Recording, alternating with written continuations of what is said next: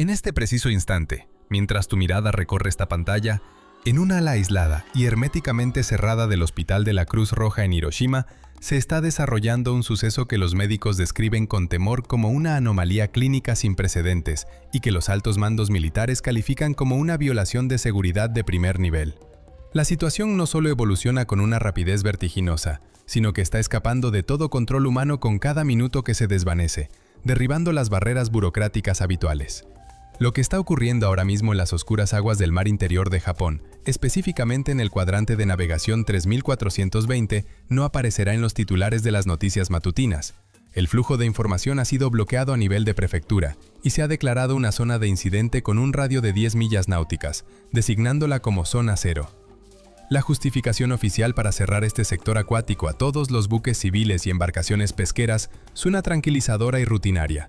Un ejercicio no programado de las fuerzas de autodefensa para la búsqueda y neutralización de minas de profundidad remanentes de la Segunda Guerra Mundial. Sin embargo, en esta era dominada por la tecnología digital, el monitoreo satelital constante y la omnipresencia de las redes sociales, mantener un secreto de tal magnitud en un vacío hermético resulta una tarea imposible.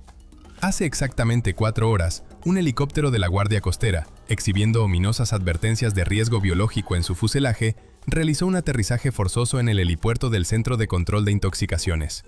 De su interior se descargaron 3 cápsulas de aislamiento selladas. Dentro no había soldados, ni rescatistas, ni trabajadores de emergencia. Los ocupantes eran 3 buzos técnicos, profesionales altamente cualificados, que esa misma mañana habían planeado una inmersión rutinaria para recolectar muestras del fondo marino por encargo del Instituto Oceanográfico. El estado de estos pacientes se evalúa actualmente como crítico, rozando lo desesperado.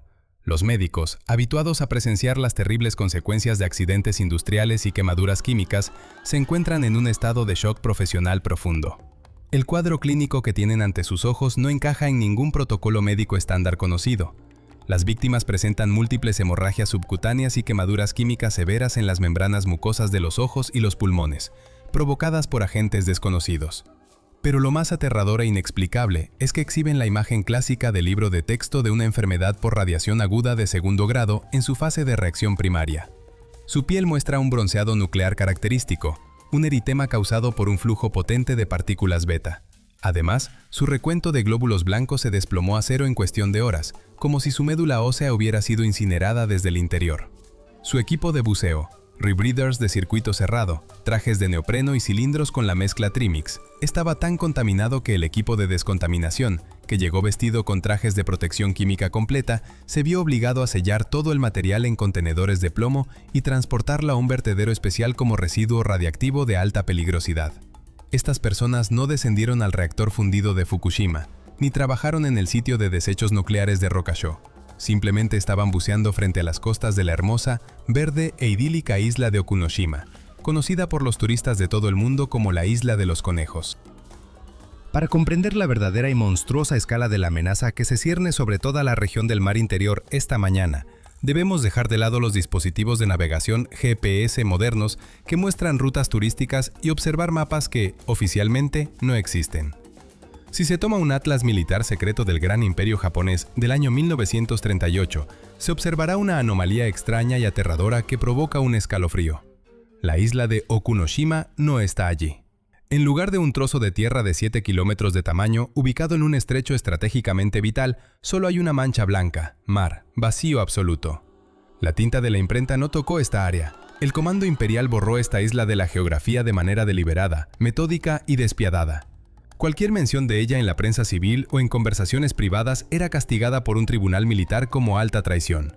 Los pescadores que accidentalmente navegaban con sus barcos demasiado cerca de la costa, custodiada por patrulleras, desaparecían sin dejar rastro o terminaban en las prisiones de la Kempeitai acusados de espionaje. Aquí, bajo las condiciones del secreto más estricto, detrás de filas de alambre de púas bajo alta tensión, operaba una planta para la producción de agentes de guerra química. El proyecto del ejército tenía el nombre en código Tada Nanaumi. Fue aquí, lejos de los ojos de los residentes extranjeros y de las miras de los bombarderos B-29 estadounidenses, donde se produjo el 90% de todo el arsenal químico del Japón imperial, 6.000 toneladas de muerte pura en forma líquida y gaseosa. Se fabricó gas mostaza, un agente vesicante que destroza los pulmones, leucita, que penetra la piel y causa una muerte agonizante, y otros compuestos letales como el fósgeno. Los trabajadores, a menudo escolares y estudiantes movilizados que no sabían exactamente qué estaban haciendo, llamaban a este lugar la Isla Venenosa. Morían de enfermedades respiratorias, su piel se cubría de úlceras que no cicatrizaban y tosían sangre, pero la cinta transportadora de la muerte no se detenía ni un minuto, trabajando en 3 turnos por el bien de la victoria del emperador. La historia oficial, escrita por los vencedores en 1946 y replicada en los libros de texto, afirma que tras la rendición de Japón, el ejército estadounidense llevó a cabo una operación de desmilitarización a gran escala, conocida en los archivos del Pentágono como Operación Lewis. Se dice que las fábricas fueron quemadas con lanzallamas, el equipo fue volado con dinamita y las reservas de gas mortal fueron cargadas en viejas barcazas de desembarco, llevadas a mar abierto y hundidas en las profundas fosas del Océano Pacífico, donde la presión del agua aplastaría los contenedores. Según esta versión, el caso está cerrado, la isla está limpia y es segura. Ahora hay un parque nacional allí. Miles de conejos, descendientes de los animales experimentales liberados en la naturaleza, corren por los senderos, y los turistas se toman selfies despreocupados con el telón de fondo de las pintorescas ruinas de la planta de energía cubiertas de hiedra. Sin embargo, los datos recibidos esta mañana de drones submarinos autónomos lanzados a la zona del desastre por los militares refutan completamente esta versión conveniente y segura. Lo que los buzos encontraron no fueron barriles oxidados de gas mostaza que no habían sido arrojados al mar. Tropezaron con una estructura de ingeniería masiva y ciclópea que no estaba marcada en ningún mapa de demolición. Un túnel submarino, una entrada artificial, se extiende 35 metros dentro del afloramiento rocoso de la isla, por debajo del nivel del mar. Su entrada fue rellenada con hormigón de grado M600, reforzado con acero marino y virutas de plomo. Esto no es una medida de conservación temporal, es un sarcófago. Alguien muy influyente, con recursos y poder ilimitados, quería que el contenido de esta cueva permaneciera allí para siempre, hasta el fin de los tiempos. Y a juzgar por la naturaleza de la corrosión en el refuerzo y el análisis del hormigón, este alguien estuvo activo en agosto de 1945, durante los días de caos absoluto, pánico y anticipación del inminente desembarco estadounidense. Un robot especializado de aguas profundas, un vehículo operado remotamente modelo IICO, equipado con manipuladores, analizadores de gas y espectrómetros gamma, enviado por la Guardia Costera al lugar de la ruptura, está transmitiendo las primeras imágenes desde el interior de la instalación en tiempo real. En los monitores del Centro de Operaciones de Crisis, vemos cómo un potente haz de reflectores de xenón corta el agua verdosa y turbia, saturada de limo suspendido y materia orgánica. El brazo del robot, con dificultad, se abre paso milímetro a milímetro a través de una grieta en el hormigón, probablemente causada por una serie reciente de microterremotos típicos de esta región. Lo que se revela dentro de la cámara deja a los expertos militares, químicos e historiadores en un estado de profundo estupor. No es una cueva kárstica natural ni una mina inundada. Es un búnker de alta tecnología, un almacén submarino del día del juicio final. Las paredes están revestidas con gruesas láminas de plomo que, en algunos lugares, se han despegado por la humedad y cuelgan en jirones, como la piel de un gigante de metal muerto. El plomo se oxidó bajo el agua y se cubrió con una capa de sal blanca, pero su propósito es obvio para cualquier físico nuclear, incluso para un estudiante: protección contra una potente radiación ionizante. Esta es la primera y más importante pregunta que ahora se plantea en los chats cerrados de las agencias de inteligencia de todo el mundo. Okunoshima era una planta química, aquí se fabricaba gas. ¿De dónde proviene este nivel de protección contra la radiación? ¿Por qué blindar barriles de precioso gas mostaza durante la guerra con la corona? La cámara del robot, con el zumbido de sus servos, se adentra más en el pasillo inundado, levantando polvo de siglos. Vemos estantes de metal derribados por la corrosión, carros volcados, mesas de laboratorio con revestimiento cerámico resistente al ácido, firmemente atornilladas a las tablas del piso. Cientos de extraños contenedores cilíndricos yacen en la capa de limo. No se parecen a los barriles estándar de 200 litros de gas mostaza que hemos visto en fotos de archivo en blanco y negro. Son más pequeños, más compactos, tienen una forma hexagonal característica y paredes dobles. Las marcas en el costado de uno de los contenedores, limpiadas de capas de percebes por un escalador láser robótico, tienen a los analistas en Tokio y Washington buscando frenéticamente sus teléfonos de línea roja. No son caracteres japoneses, son latinos. Una inscripción estampada clara dice U308 OKHTOF. Y junto a ella, medio borrada, carcomida por la sal, pero inconfundiblemente reconocible, está el emblema: un águila imperial negra sosteniendo una corona con una esvástica en sus garras. En este momento, hechos que durante décadas se consideraron teorías de conspiración marginales y tramas de novelas de ciencia ficción, se están convirtiendo en evidencia material en un caso criminal a escala global. Uranio alemán en Japón. Sabemos por documentos desclasificados sobre el submarino alemán U-234 que se rindió a un destructor estadounidense en mayo de 1945 con un cargamento de 560 kilogramos de óxido de uranio destinado a Tokio. Pero los historiadores siempre han discutido acaloradamente sobre si ese fue el único caso. El descubrimiento en el fondo de un mar interior demuestra que no. Otros barcos, los Lobos Grises de Donitz, rompieron el bloqueo aliado. La carga mortal fue entregada, y aquí yace, a solo unas pocas docenas de kilómetros del epicentro de la explosión en Hiroshima, esperando su momento. La historia académica oficial de la Segunda Guerra Mundial afirma que el programa nuclear de Japón era primitivo, fragmentado, con recursos insuficientes y sin esperanza. Había dos proyectos rivales y en guerra: el Instituto del Ejército bajo la supervisión del físico Yoshio Nishina y la Universidad de Física Naval. Se creía que no tenían suficiente mineral de uranio, ni tecnología de separación de isótopos, ni tiempo. Pero lo que el robot está registrando ahora en las profundidades de la sala inundada destruye esta tesis reconfortante hasta sus cimientos. En el extremo del búnker, bajo la tenue luz de los reflectores, se alzan enormes columnas de metal cubiertas de una gruesa capa de esponjas marinas y corales que las han transformado en extraños arrecifes. Pero debajo de la capa orgánica yace la tecnología. No son pilares de soporte. Los expertos en física nuclear las reconocerán inconfundiblemente como centrifugadoras de gas de tipo temprano, columnas de difusión térmica Clusius-Dickel, exactamente las mismas que se utilizaron en la ciudad secreta estadounidense de Oak Ridge para producir material enriquecido para la primera bomba atómica. Esto lo cambia todo.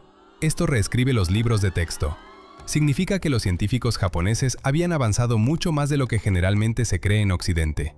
No solo estaban teorizando en papel con reglas de cálculo, estaban enriqueciendo uranio, y lo estaban haciendo aquí, en Okunoshima, bajo la cobertura perfecta e ingeniosa de una planta de gas venenoso.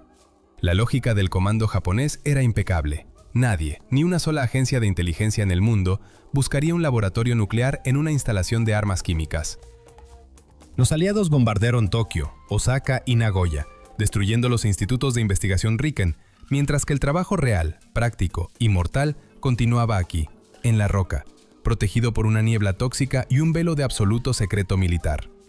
Los sensores del robot comienzan a detectar una composición isotópica anormal del agua dentro del búnker.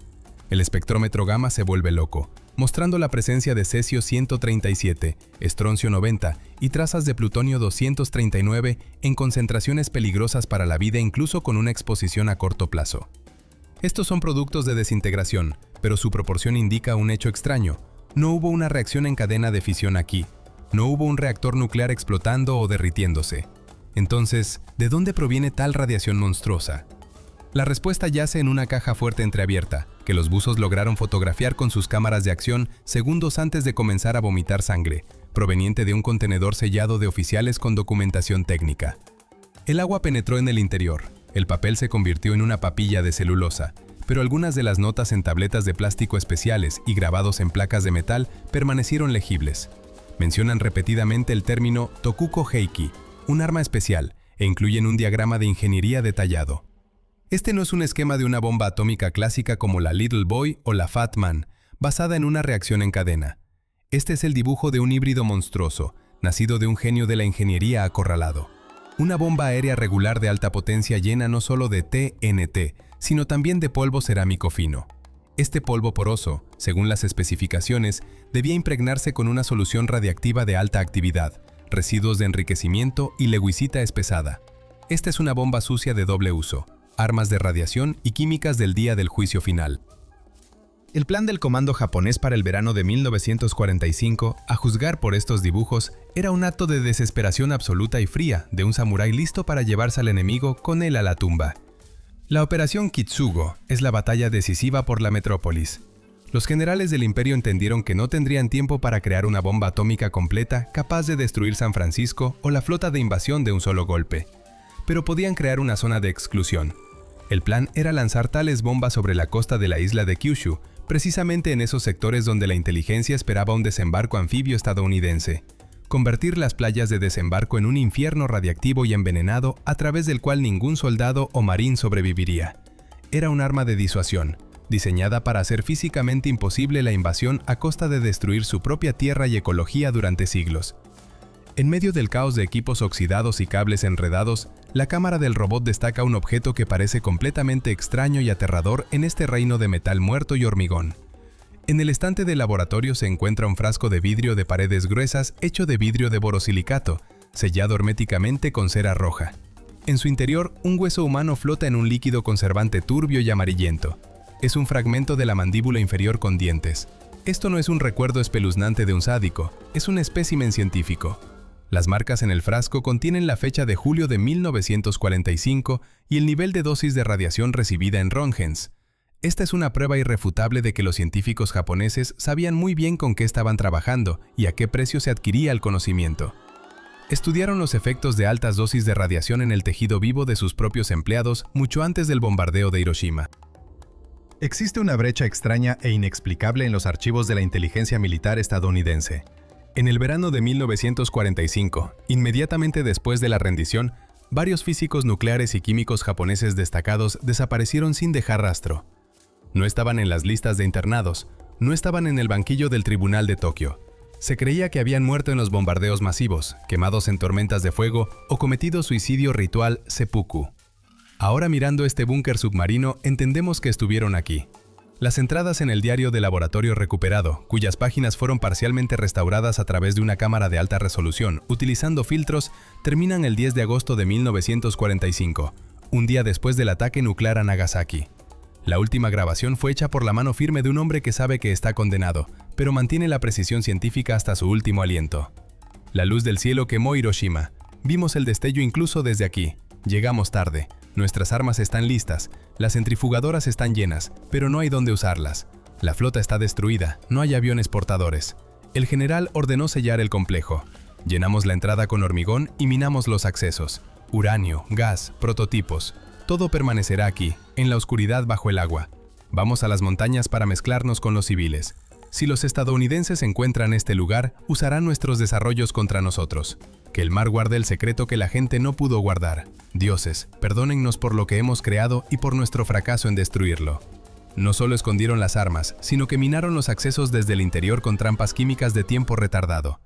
El tapón de hormigón no era solo una puerta, sino también una mecha, que hoy, después de 80 años de corrosión y erosión, se ha consumido. Surge una pregunta importante, incómoda y políticamente explosiva. ¿Por qué los estadounidenses, que ocuparon Okunoshima en 1946 y tuvieron acceso total a la isla, no encontraron este búnker? Cavaron toda la isla con excavadoras, destruyendo plantas químicas, volando almacenes y quemando documentos. ¿Se les pasó por alto la enorme entrada submarina que tenía cables y tuberías conduciendo a ella? La respuesta es muy probablemente cínica, pragmática y simple. Sabían, o al menos intuían, su existencia. Los historiadores especializados en operaciones encubiertas de la Guerra Fría plantean la hipótesis de un trato silencioso, enteramente análogo a la famosa Operación Paperclip en Alemania, cuando Estados Unidos evacuó a científicos de cohetes nazis dirigidos por Wernher von Braun. La Agencia de Inteligencia Militar estadounidense, predecesora de la CIA, pudo haber descubierto rastros del programa nuclear japonés, pero en lugar de hacerlos públicos, lo que habría planteado preguntas incómodas de la comunidad mundial y los contribuyentes. ¿Por qué lanzamos bombas atómicas sobre ciudades si el enemigo también tenía la bomba y simplemente estábamos provocando una carrera armamentista?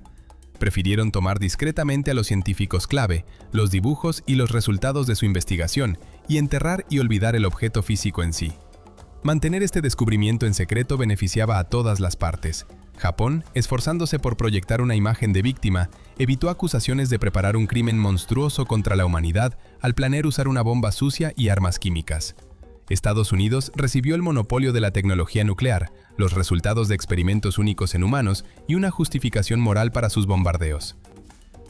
El análisis de la composición química del hormigón en el mismo tapón que los buzos rompieron muestra que es idéntico a la mezcla utilizada por el Cuerpo de Ingenieros del Ejército de los Estados Unidos para construir presas y búnkeres en la década de 1950. Esto confirma indirecta pero poderosamente la terrible conjetura. Los estadounidenses no solo pasaron por alto este búnker por negligencia, sino que ayudaron a sellarlo. Sabían lo que había en el fondo y decidieron conscientemente dejar este problema a las generaciones futuras. Volvamos al presente, a nuestros días.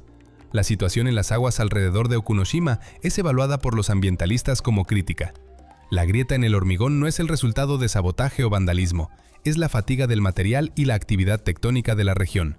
Japón está temblando constantemente. Miles de microchoques por año destruyen la estructura del hormigón viejo, convirtiendo el monolito en polvo.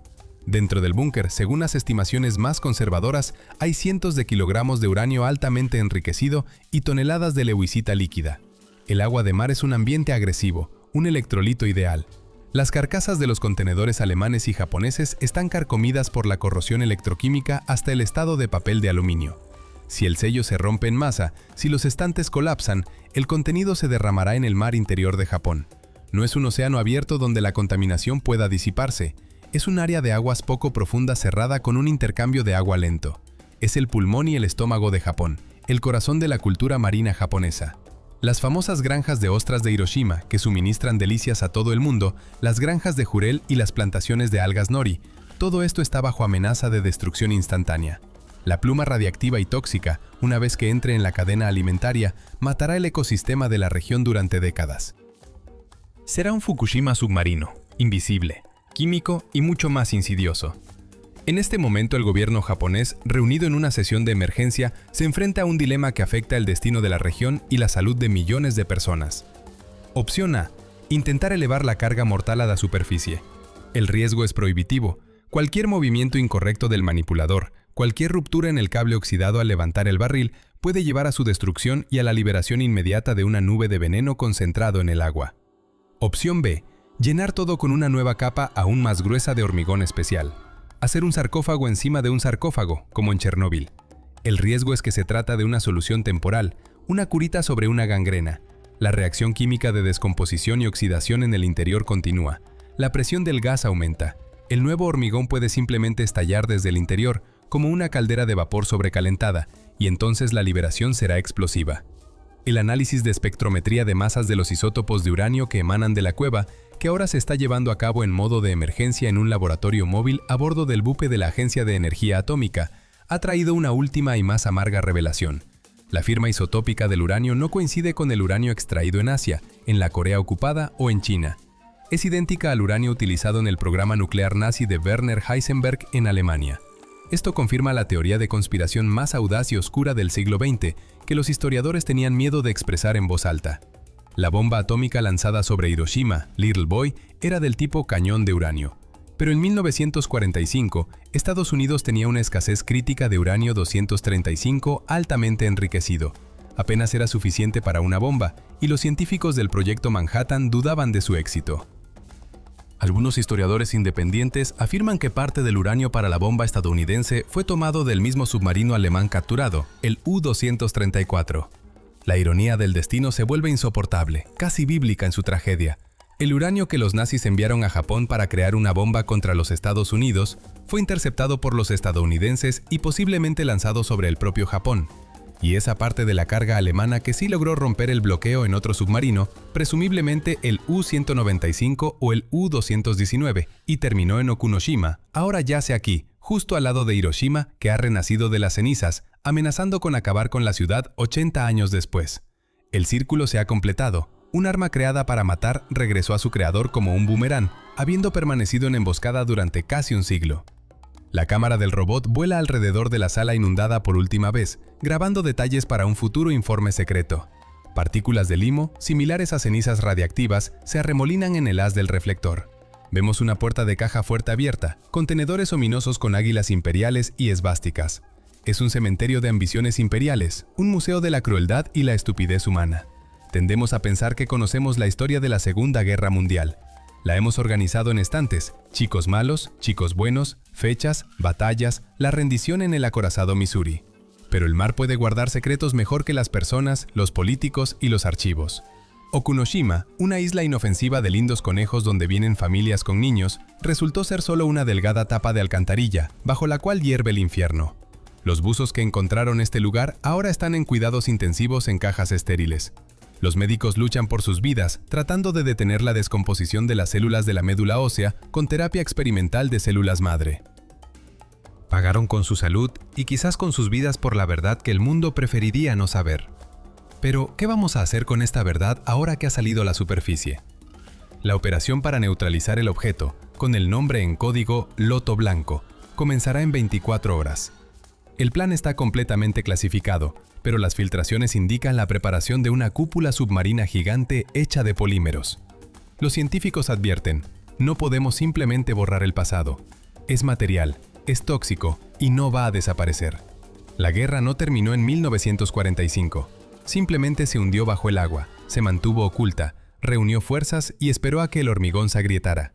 ¿Cuántas más de estas cápsulas del tiempo hay dispersas por las costas del mundo? ¿Cuántos venenos, virus y desechos radiactivos hemos escondido bajo la alfombra del océano, esperando que nuestros hijos lo resuelvan? ¿Y tenemos derecho a abrir estas puertas si no sabemos cómo cerrarlas de nuevo? Tu opinión puede diferir de la oficial, pero hoy necesitamos la verdad más que nunca.